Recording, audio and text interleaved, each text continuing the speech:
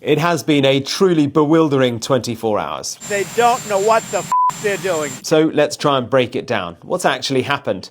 What does it mean? And what happens next? First, what happened? Well, Iran carried out the much-anticipated counterattack on a US airbase in Qatar on Monday, retaliation for the American strike on their nuclear sites.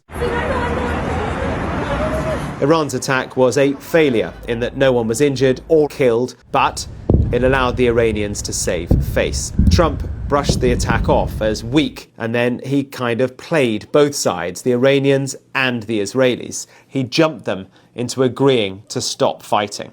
Publicly, all that we saw was this, a post from the president. "Congratulations to everyone," he said, all capitals. "It has been fully agreed by and between Israel and Iran that there will be a complete and total ceasefire in approximately 6 hours from now." But what we now know is that privately he was on the phone. First to the Israeli Prime Minister, he told him enough. With America's help, he said, your objectives in Iran have been met.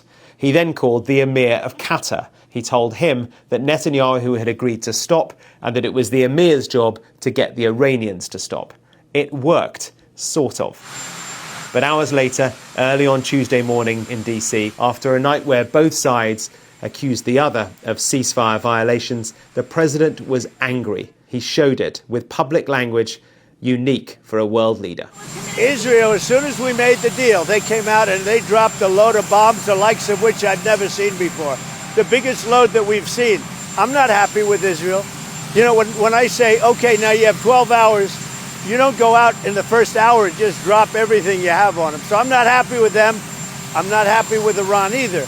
But I'm really unhappy if Israel's going out this morning. We basically have two countries that have been fighting so long and so hard that they don't know what the they're doing. Do you understand that? And then, from the helicopter, a post on social media to tell Israel to stop.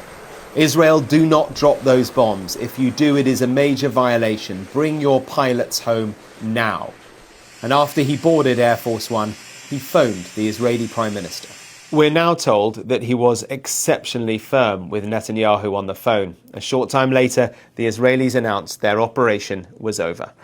And Trump confirmed it with a post. Israel is not going to attack Iran. All planes will turn around and head home while doing a friendly plane wave to Iran, he said.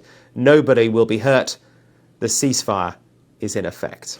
All of this shows us that Trump does bring results. It's high stakes always, it's unconventional, yes, full of jeopardy, of course, and very often it's inconclusive. This is not the end of the Iran problem. Far from it. It is a quick fix. It's certainly left world leaders and diplomats underneath them bewildered, but absolutely of the view that this man has a way of changing everything, positively or otherwise, precisely because he is not like anyone we have seen before in this office. And to that point, have a look at this. The private message sent from the NATO Secretary-General to Donald Trump welcoming him to the NATO summit. Mark Rutte wrote, "Dear Mr. President, dear Donald, congratulations and thank you for your decisive action in Iran. It was truly extraordinary and something no one else dared to do. It makes us all safer. Donald, you have driven us to a really, really important moment for America and Europe and the world. You will achieve something no American president in decades could have done."